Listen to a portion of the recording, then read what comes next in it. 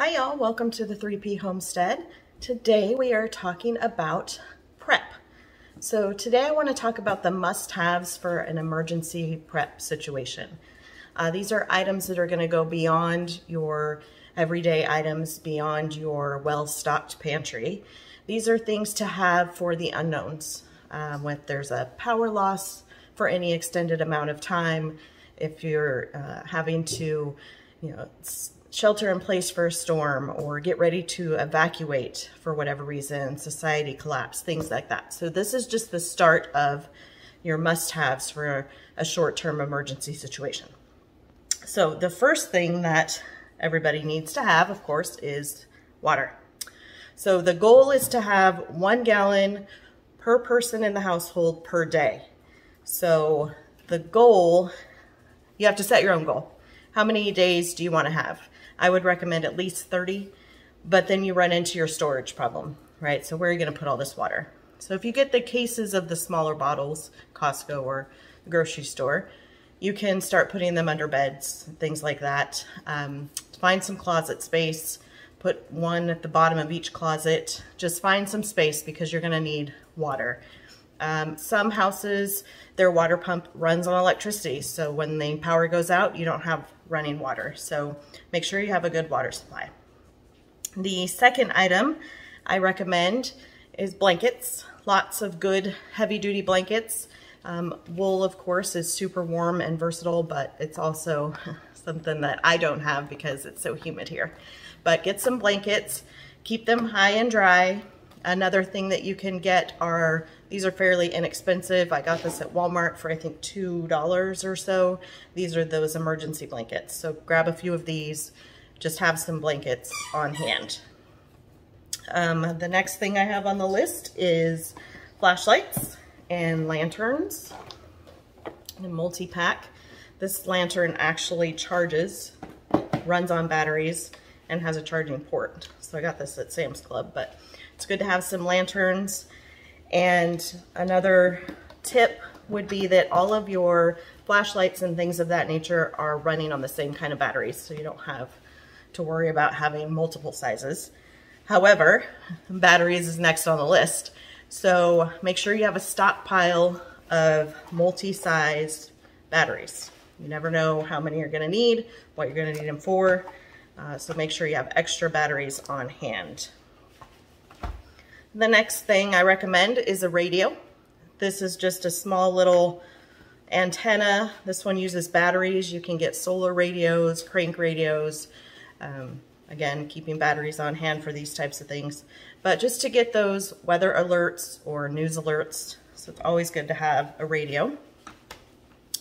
The next thing, which I don't have to show or display because it's put away, but cash is a good thing to have on hand for these temporary emergency situations. If all of a sudden things shut down, there's a huge power loss, but there are some stores there they're selling water or emergency supplies. Some small bills in cash stuffed under a mattress somewhere in a drawer is always good to have on hand for these kinds of situations. Okay? After an initial week or so, if this is more of a long-term emergency situation, not sure cash is really going to do you any good, but you might want to stick with some bartering stuff, but we're going to go into that in another video in more of a long-term prep situation. Next thing on the list is a first aid kit. Have a good first aid kit or 2 or 3 laying around. And then in addition to just what comes in this general kit, buy some more gauze, extra big bandages, ACE bandages, and then Neosporin, things like that. You also want to keep over-the-counter medication at the ready as part of your first aid kit. Sometimes people that evacuate forget about those kinds of things and they're not happy about it. So make sure you have some over-the-counter medication to go with your first aid kit. The next thing that kind of leads into is your prescription medication. So make sure that, generally people have about a 30-day supply of medication. Make sure that you're refilling them when you need to. See if you can get an extra 7 days to have on hand. And keep those in a easily accessible location. Make sure that they're a quick grab and go they're in a quick grab and go place, not, you know, different medications all over the house. You might forget something if you're trying to get out in a hurry. So make sure everything's together, you have extra supply, and it's easy to grab and go. The next thing on the list is extra sanitation items, extra feminine products, diapers, toilet paper, toothbrush, toothpaste, those kinds of things. Make sure you have extra put away in a bag somewhere that you can use for a quick evacuation if need be. You'll also need to be able to get to quickly your important documents. Our important documents are upstairs because we do live in a flood zone, but right next to the safe that I have them in, I have an empty big duffel purse type thing where I can just empty everything out of the safe, throw it in the bag and go. So you want to make sure that you're ready for that. You have them, you know where they're at, they're all in one place, and you can quickly grab them. Extra phone chargers. If you're able to drive in the car, I'm sure you guys have extra chargers in the car. Make sure that all of those are in good working condition. You have one for everybody's phone, if there's different types of phones in the household. So make sure you have extra phone chargers available. Next on the list is a list. So you want to make sure that you have your evacuation plan ready to go. I did a video last week on this, so check that out. And make sure that you have your list of contacts, your family members, their phone numbers, their addresses, and your evacuation plan on paper in case for whatever reason the grid is down, you can't access things digitally. Make sure you have things on paper.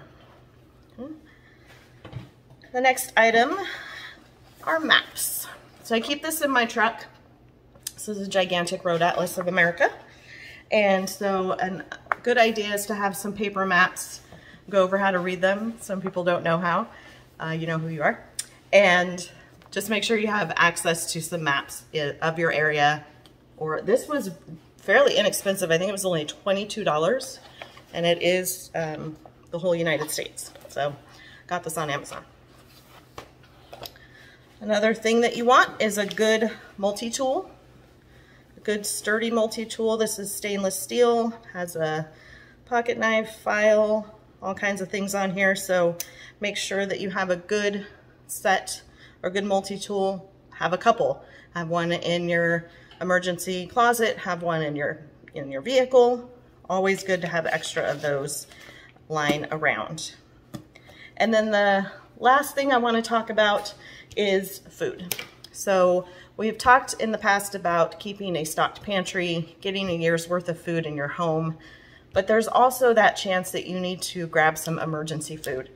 And if you have an empty tote or empty those big grocery bags or duffel bag type things that you can keep in or around your pantry that you can throw things in, that's a great idea. A tote. But another thing that you can use is some emergency ration bars, because lots of suppliers online have these emergency rations. Those military ready-to-eat meals, they're a little expensive, but you can get a few of those so that if you do have to leave in a hurry, you have a week's worth of food for everybody in the vehicle. I also would recommend getting a bucket, something like this that has those emergency meals in it. This one in particular is a 2-week food supply for one person. So it would work for 3 to 4 or 5 days to share with the family. You could get a few of these. They're just the meals that you just add water to. So this one is creamy chicken flavored rice. So these have a shelf life of like 25 years. So I know they have some kind of brand of this at Costco. I got this online. So there's lots of options for those quick evacuation type food items. So that's my main list, those 15 items of the must-haves for your emergency prep. A couple of other things you might want to consider are water filtration, in case you are out and about and you need to get water from a unclean source. Get a filtration system. Matches, of course, to have for candles and such, if power's out. And then, some type of propane cooking device, a little camp stove or a little mini barbecue or something to that effect that you can put a little small green can of propane on. So get a few of those extra cans of propane for your supply as well. So I hope this was helpful. This is a kind of a short-term emergency prep must-haves list. Please consider subscribing, because in the weeks to come, we're going to talk about all of the items that I've collected that are more of a long-term emergency situation, kind of bugging in and having to stay in or evacuate, and where those items are, how they're kind of packaged up. I do need to reorganize that closet, so maybe I'll bring you along for that. So please consider subscribing. Please give this video a thumbs up if it helps you out at all or if you enjoyed it. And I hope you all have a great day. Stay safe.